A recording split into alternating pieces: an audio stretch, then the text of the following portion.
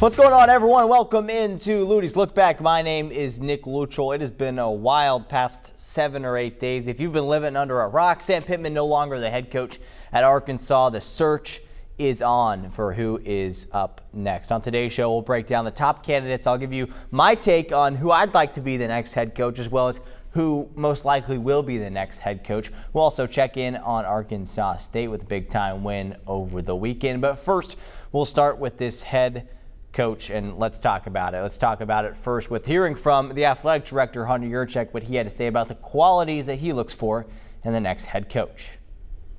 I think you have to have someone first and foremost that's a proven winner and proven that they can build a program, someone that can come in and establish what your culture is going to be as a football program on both sides of the ball, in special teams.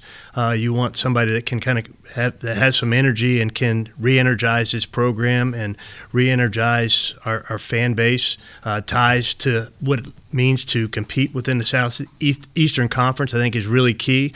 But I think, probably the keyest thing is they've got to be able to embrace and adapt to what is a changing environment in college athletics, and to be able to have some advanced scouting that's really in depth, and you can go head first into the transfer portal, and that's the way you're going to build a program quickly. And the days of bringing in 25 or 30 freshmen and thinking that you can turn a program with freshmen, they're going to go by the wayside, especially in football. And you've got to be able to really use that transfer portal, and that takes some in-depth advanced scouting across Division II, FCS, G6, and even Power 4, so that when that transfer portal opens up, you're ready to hit the ground running, and we're going to provide that staff with the resources they need to do so.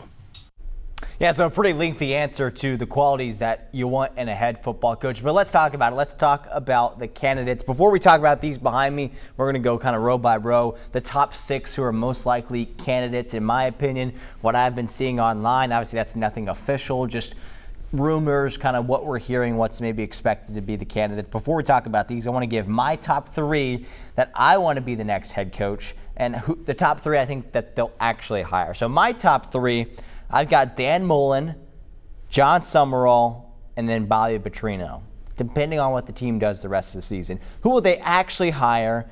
The top 3, I've got Rhett Lashley, Dan Mullen, and then Alex Golish.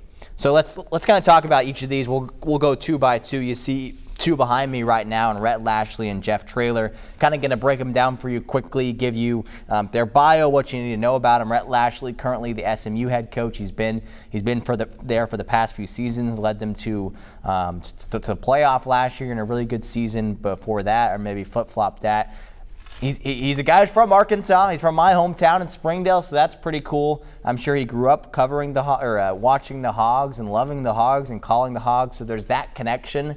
And there's been a lot of speculation, a lot of talk that he, if offered the job, that he would probably take it. We'll see if that actually happens. Again, all this won't be decided tomorrow. It's going to be decided in the next few months. Arkansas, 99% sure in saying this. I'm 99% sure in saying Arkansas won't hire a head coach till the end of the regular season. Just how these things work. Lashley's not going to leave a relatively good SMU team right now to go coach Arkansas. That's just not how it works. There's contracts. There's all these things involved with it. So quick bio on him. Current SMU coach from Springdale. And reportedly, he has the backing of Jerry Jones. Jerry Jones is close with them. Jerry Jones likes him. Jerry Jones is probably going to give as much money or give a little nudge as much as he can to try to get Lashley to be the next head coach at Arkansas. So that's interesting, and that's why I think that may be the biggest reason, him being, Lashley being from Arkansas and having the backing of Mr. Jones. I think those are the 2 big reasons why everyone is talking about Lashley potentially being the next guy. And that's just it. The reality is it's never the number 1 guy that you think of. That's why when I said my top 3 that I think they'll actually hire, Rhett Lashley wasn't in there, because it's just never the guy that you expect. So I don't think it'll be Rhett Lashley, because it makes too much sense in a lot of regards. So Rhett Lashley's one of them. Jeff Traylor's another guy. He was a running backs coach in Arkansas 2018 and 2019. Obviously, when Chad Morris was here, they weren't good, but they had some good players, and he's a really good recruiter, so that helps. He's been at UTSA, the past 5 years or so, and he's been really good there. He's built up that program to to be pretty good when they weren't good at all. I think they're 4-1 right now. Not that this season really matters that much, but they're a good team this year. So he's on some lists to be the next head coach for Arkansas. So those are the first two. Let's go and go to the next two, which is Dan Mullen and John Summerall. Mullen, of course, is a guy, longtime head coach at Mississippi State, decides he wants to leave Starkville and go to Florida in Gainesville to be the next head coach at Florida. He was there for a few years, had some great years, and then just had an average year, and they decided it's his time to go. So he got fired, went to ESPN for a couple years, and now he's at UNLV. This is his first season at UNLV with the 5-0 start to the season. So we'll see what happens there with Mullen. I really like Dan Mullen. He's a guy who knows the SEC. He's a guy who's not like really old, so he understands the current landscape and context of college football as it stands right now. And there's another thing about him. There's another thing about Dan Mullen that I really like. Now, you may not like it. I like this part about him, though. He's just Houston Nutt-esque, right? Have you ever watched his interviews? I mean, he used to work for ESPN, Houston Nutt, after he got done coaching, worked for CBS Sports. Got that TV personality, energy, funness to him. Not afraid to get a little mean, I'm sure, on the sidelines. But he's just got that energy and ego to him that reminds me of Houston Nutt.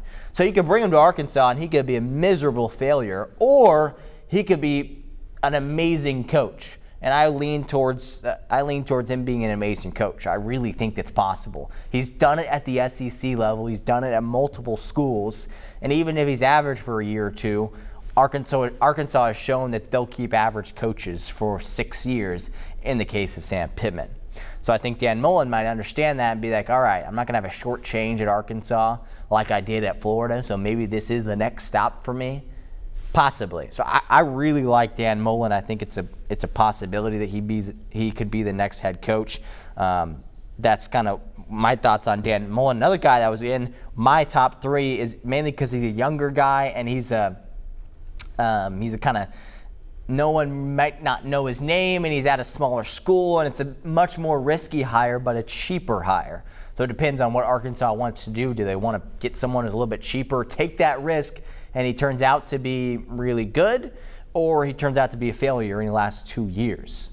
That's probably the case for a lot of these guys. I think that's the case for John Summerall, currently at Tulane. Tulane's not an amazing football program, but they are pretty good, and he's done some good things there. He was really good at Troy before that. He was the Ole Miss defensive coordinator before that. So he's had some success at the places he's been. He knows the SEC. He's never been a head coach at the SEC level, but he's been a head coach at Tulane and Troy against smaller schools those schools aren't, they're going to make the playoff or anything, but they're good-ish schools in the non-Power 4 level. He's a defensive guy. He's got the recruiting ties where you want him. So that's another reason why I like Summerall. He's just a younger guy. So you take a chance, but it's cheaper, and it could be very beneficial for that to end up working out for Arkansas. So it's possible. All right, let's go on to the next 2 of my top 6. This last name you might be a little shocked by, John Gruden. All right, well, you might not be shocked by, but if you've kept up with this coaching search, everyone's shouting John Gruden's name. For a while, I was with him. Now I'm just not as much. I just think he's done his time, and good for him for just being a great head coach at the NFL level. He just hasn't done it at the college level, really. I think he was like an assistant coordinator or something at the college level. Not to say he can't make that switch and do it at the college level, because he absolutely can, but I just think he's past his time a little bit. I lean towards having a little bit of a younger guy. And don't get me wrong, John Gruden would come to this program and he would ignite it. And I think it'd be really fun. Could he win games? I don't know. He's a big media personality, so that'd be personally fun for me to get to talk to him and cover a really fun head coach like that. But we'll see if that's something that he does, if that's something he wants to do. There's a lot of talk about him right now, and I get it. I just don't know if it's actually going to happen. We'll see. And then the last one of my top 6, I think, are reasonable hires for Arkansas as the next head coach. The last one's Ryan Silverfield, currently the Memphis head coach. You might remember Memphis beat Arkansas a few weeks ago. Every year he's had kind of a notable Power 4 win. If you want to call notable beating Arkansas this year, you can. I can't remember. I don't think they've made the playoff the past few seasons, but they've been close, and they're certainly close again this season. I think they're already 6-0 to start the year. So they're on their way to being a top 25 team, to being a playoff team. Ryan Silverfield has done good, picking up, kind of keeping up what FSU's coach left. The name is escaping me right now. But picking up what the last guy left and helping them go in the right direction, continue to trend in the right direction. So Silverfield has done well. He's an offensive line guy, which Pittman, yes, he also was an offensive line guy. His offensive lines at Arkansas never were that good, except for this season. I feel like they were good. Notre Dame game, I don't know. There's a lot to figure out with Arkansas football going forward. I'm talking big picture right now. We'll talk about the nitty-gritty next week's show, but Silverfield's an option. I don't love it, but I think it's an option if you want to throw him in the top 6. And then the final slide is where I just threw up a bunch of names where, hey, this is the craziest possible scenario where some of these names could happen. So let's put that one up with Alex Golesh, G.J. Kinney, Deion Sanders, Kenny Dillingham, a really young guy, one of the youngest in the FBS, Fran Brown, another young guy, and Mike Gundy, Gus Malzahn, Nick Saban. Just want to throw those out there. You never know. Alex Golesh, ties to Arkansas. His wife grew up in Greenwood, a big Razorback fan, so that's possible. South Florida has been good this year. They're a top 25 team this year. Their team wanting to make the playoff this year. G.J. Kinney, okay. Texas State has been pretty good.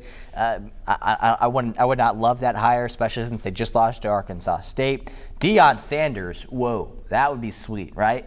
To have Deion as the head coach of Arkansas, that would certainly reignite the program. We're talking about, bringing hype, bringing players that want to play for a celebrity head coach. I know he comes with a lot of distractions, but Coach Cal comes with some distractions, right? It's that outside hire that you think probably will never happen, but it could happen because Yurachek did it with Coach Cal. That's why it's even worth talking about a few of these names like Deion, like Nick Saban. Nick Saban's much more like, let's put some odds on it, plus 1 million for him to be the next head coach, whereas Deion Sanders plus 1,000.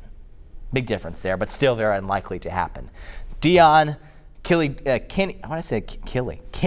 Dillingham at Arizona State has brought them to being like an actually good football program the past few seasons, to where they made the playoff last year and were actually pretty good. This year it's still remained to be seen whether they're good. I think they were still a top 25 team, so there's that. Fran Brown had a great year last year with Syracuse, my alma mater. He's only had 1 year as a head coach at the FBS level. He's been a coordinator or DB's coach elsewhere, and that elsewhere place is Georgia, but I would not really want to have Fran Brown as the head coach of Arkansas. Plus Syracuse is like 2-3 this season, so they're not amazing like they were last year. Mike Gundy, he doesn't have a job.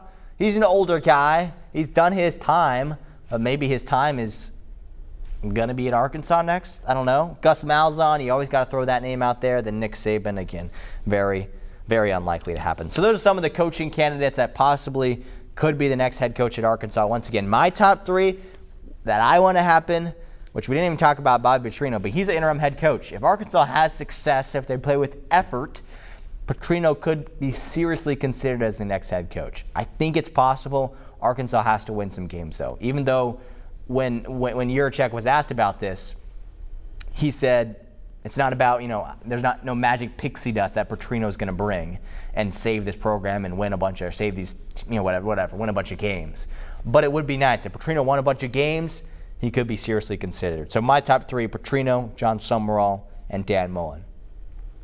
All right, that's enough talk about head coaches. Let's move on to teams that actually played this past weekend. Let's start with Arkansas State. How about the Red Wolves taking down Texas State, one of the best teams in the Sun Belt, 31-30. This game was tied at 7 for the longest time, or tied at 10 for the longest time, and then both teams' offenses just went off in the fourth quarter, scoring like 3 touchdowns. Red Wolves snap a 4-game losing streak. They have really been struggling, you guys, and they did not struggle in this game. They struggled offensively for most of the game, and then something clicked in the fourth quarter for them to dominate Texas State's defense. Jalen Rayner played exceptional. 248 passing yards, 92 rushing yards, 4 total touchdowns. Corey Rucker is back after a great week last week. He did it again this week with over 100 yards receiving. Hunter Summers had a really good touchdown in the fourth quarter for A-State. This was a great win. This is just what the doctor ordered for Butch Jones and this Red Wolves team. For Butch Jones to get off the hot seat a little bit and to win a big-time game. My only problem is where's the complete team effort the entire time, right? Because the defense played really good for most of the game. In the fourth quarter, they just let their guard down. The offense played not good for most of the game. In the fourth quarter, they just did amazing. So it's just this teeter-totter of the offense playing really good, the defense is going to play bad. If the defense is going to play really good, the offense is going to play really bad. If they both can have the potential to play up here, to play really good, they were really close to beating Iowa State, a top 25 Big 12 team, Iowa State. If they can play to that level, they would have beat Texas State by 3 touchdowns. So that's my challenge to Arkansas State going forward. That I want to see going forward is for them to have that complete team effort. But the offense is good, the defense can also be good. That's my challenge to the team going forward. But a great win for A-State. Let's hear what some of their players and head coach had to say after the game. So it's kind of light in the box. They're light with defenders in the box. So I was reading the defensive end to pull, and then I have my tight end arc in the block, the support player. So I was able to pull it off the DN and kind of make the extra guy miss. And they did a great job hatting it up, and I found a way to get in the end zone. And if not, we still had a timeout, and we were going to go score for sure. Man, it was an unbelievable feeling, man. We've been struggling the past 4 weeks, trying to find wins, and we persevered and was able to find a way to win the game. Coach Jones, he said, we're going to find a way to win this game. It doesn't matter how we're going to do it, we're going to find a way. Really just doing our job, because that's like what we preach mostly. Don't try to go chase plays, just do your job. So that was like a big thing for us in the fourth quarter. We're playing with our third center. I've never played with our third center in a game before. And he did a great job. Noah Smith was making his first start. We had 3 old linemen out. We had to take 2 defensive tackles in the third quarter and get IVs. And so when we talk about everybody laying it on the line, 16 years as a head coach, and you all have little endings of games that you always remember, but never been anything like this. I love Coach Jones there at the end, directing the band after a win. That's so fun. Congrats to A-State on a big win there. They were double-digit favorites, or they were double-digit underdogs, and got the win, an upset win over Texas State. All right, moving on to UCA. They got the win also over the weekend, 23-17. This was a game they had to have to, get their second win of the season. They needed this win. To get some momentum. They had lost a few in a row. They were favored to win against one of the worst teams in the what did they play in the UAC, and Utah Tech's not a very good team. They've competed at times this season. They've won one game this year against a Colorado team, Iowa team, Western Iowa, something like that. Northern Iowa, maybe Northern Iowa is who Utah Tech beat, but they've had one win. That's it. UCA, prior to this game, also had one win, but it was good that they showed that they're the better team, because they should be the better team. They had this game at home. It was not a pretty win by any sorts, but it was a win, and they needed that. Austin Myers in his first career start was pretty good. 20 of 31, 223 yards, a touchdown, and interception. Landon Chambers, who they just feed a lot. He doesn't have a lot of average yards per carry. He's not breaking off for long runs or long touchdowns, but he's a bruiser. He's kind of like a Braylon Russell, but a little slimmer, I would say, and just runs forward and plows guys over. 25 carries, 108 yards. So UCA gets the win, 23-17. Like I said, a win that the Bears needed to have in order to maybe pick up some momentum heading into the rest of the season. Let's hear from head coach Nathan Brown. This is a big win for the Bears. This is a big win for our program. This is a big win for the 2025 season. Did it look pretty? No. No. But a lot of times the great wins never look pretty. And I'll tell you this, when I called up the team and spoke to them, the 2 units that I singled out was our defense. But our defense got this win. Our defense made plays all night. They really kept them off balance. You gave up one big touchdown there for their only touchdown in the second half, on the first drive. But here's the beautiful part, what happened on the next drive. Offense answered, and that's what we haven't been able to do early in the halves. We took it right down to 3 plays and answered right away. We're having to take some black eyes and some bloody noses, and that's okay against some really good competition. And, we've got four losses to 4 top 25 teams. So that was massive out there, what happened tonight. That was massive for our program, for our university, for our players, for our coaches. Now the challenge is can we handle a tiny bit of success? It's just a tiny bit. So we're going to have to turn the page quick tomorrow. Yeah, so much needed win for UCA. All right, our final Division I team to talk about from the weekend, UAPB. After 1 week ago, they had a great win over Alcorn State. They were riding some momentum. They were, I think, 1-0 in the SWAC. Then they come back this weekend. It wasn't a game they were necessarily supposed to win, but I think they were only a touchdown underdog. And then to put up this performance, 51-7, the final score, to a Texas Southern team that's not amazing. That's a middle-of-the-line team in the SWAC, and UAPB is a bottom-tier team in the SWAC. But you still wanted UAPB to put up a little bit better of a fight. 51-7, the final score there. Christian Peters, only 14 completions, 116 yards, a touchdown, an interception. Ellis Stewart, their wide receiver, 2 fumbles. Trey Glimpf, their kicker, who's supposed to be one of the best in the conference, 2 missed field goals, both from 40+, so that's tough when you're when you're at the FCS level playing in the SWAC. I don't expect you to make every 40+ yard kick. But if you're one of the best in the conference, like Trey is, I think you expect to make a lot of those. So hopefully he can improve in that regard, and UAPB can get something better going than what they put up on Saturday in their loss to Texas Southern. All right, that's enough Division I football talk. Let's go Division II ranks. The GAC, let's take a look at it. Anderson State, Harding, and SAU all getting wins over the weekend. Let's first start with the Reddies, a 3-point win over Southwestern Oklahoma State. Edwards, 19 of 26, 200 yards passing and 2 touchdowns. It's a big bounce-back game. They were ranked before this game, they were ranked before last week's game, I should say, before losing to SAU by 3 points. Now, maybe they'll crack into the top 25 again after a win over SWOST.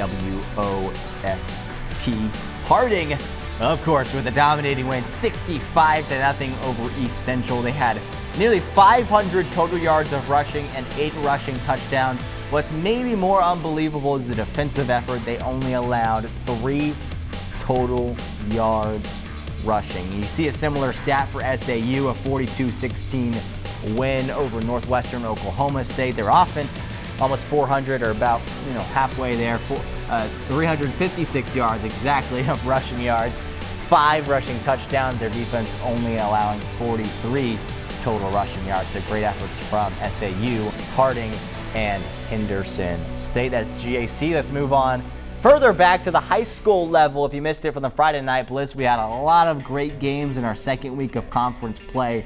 Bryant with a big-time win over Little Rock Christian. As expected, they continue to cement themselves as the best in the state, 49-21 there. Little Rock Central kept it close with PA, came back to, I think, tie the game or maybe close at some point in the game with the Bruins, but alas, the Bruins dominate in the end, 63-42. Conway getting the win over North Little Rock, 31-7, still without Wesley Tapp, so that's the reason why they probably didn't put up 52 against North Little Rock. Sylvan Hills and Benton, this wasn't our game of the week, but if we had to go back and pick the game of the week, it would be this one. The Bears and the Panthers. How about the Bears after going winless the past 2 seasons?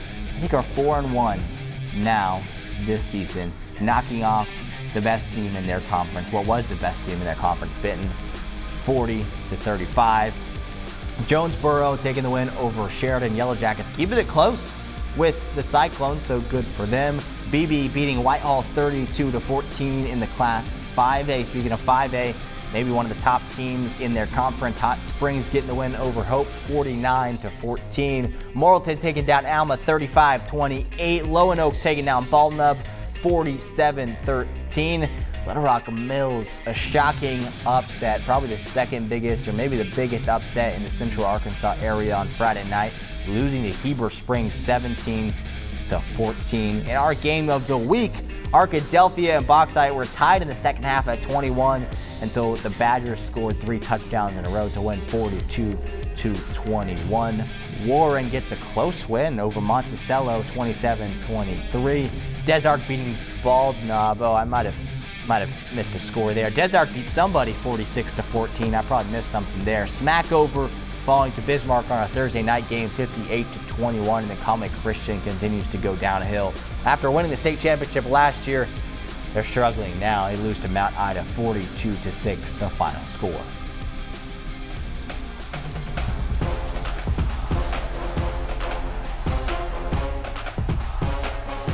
All right, Yarnell's sweetest play of the week. Our first two come from the same game, Benton and Sylvan Hills. We'll start with the Panthers. Drew Davis just staying alive and finding Easton Snellings in the end zone for the score. Man, Drew Davis, one of the best quarterbacks in the state. Showing it right here, just being creative, using his legs, running. Looks like he's going to run, and then he decides to find a touchdown. All right, nomination number 2, same game, different team. This time it's Sylvan Hills. Isaiah Howell is a monster. 72 yards to the house, makes a few guys miss, and then uses his legs, the speedster, finding the end zone for the Bears. That would be a big-time touchdown because it would give Sylvan Hills the lead and eventually give Sylvan Hills the win over Benton. All right, our final nomination. We're going to talk about fast players. Let's talk about TJ Hodges. Missouri commit, 65 yards to the house. Bryant Hornets, again, one of the best teams in the state. Hodges gives his guy a little fist bump there at the end and celebrates accordingly. Man, that dude can fly. He's a track star. He's a rock star. He's a football star, too. What a big play there. All right, those are your sweetest plays. You head over to our website right now to cast your vote. Finally, our Luttie's Legend of the Week. I got to give it to my guy, Jalen Rayner. How about him? 4 total touchdowns, nearly 400 total yards. I think he ended the game with like 19 straight completions. That drive that A-State had at the end of the game with like 50 seconds left, and they did it in like 40 seconds with like no timeouts, was really impressive. And it starts with Jalen Rayner. So congrats to Mr. Rayner, my Legend of the Week. All right, moving on to our final segment, my Luttie's Look Ahead. Who does Arkansas have next? It's the Tennessee Volunteers, a top 15 team, a 4-1 team, a team that's only lost to Georgia in a game that they probably should have won. That game Saturday, 3:15 on the SEC Network. That game also in Knoxville. We'll see what the Razorbacks are made of, how much Bobby Petrino can influence, can motivate his team for a big-time game on the road at a Tennessee team that is looking for revenge from everything that happened last year. So that will certainly be a fun game that we'll have to keep an eye on and that we'll be talking a lot about. We'll know a lot more about this Arkansas football team in next week's show. Thanks so much for watching this week's show of Luttie's Look Back. We'll see you same time, same place next week.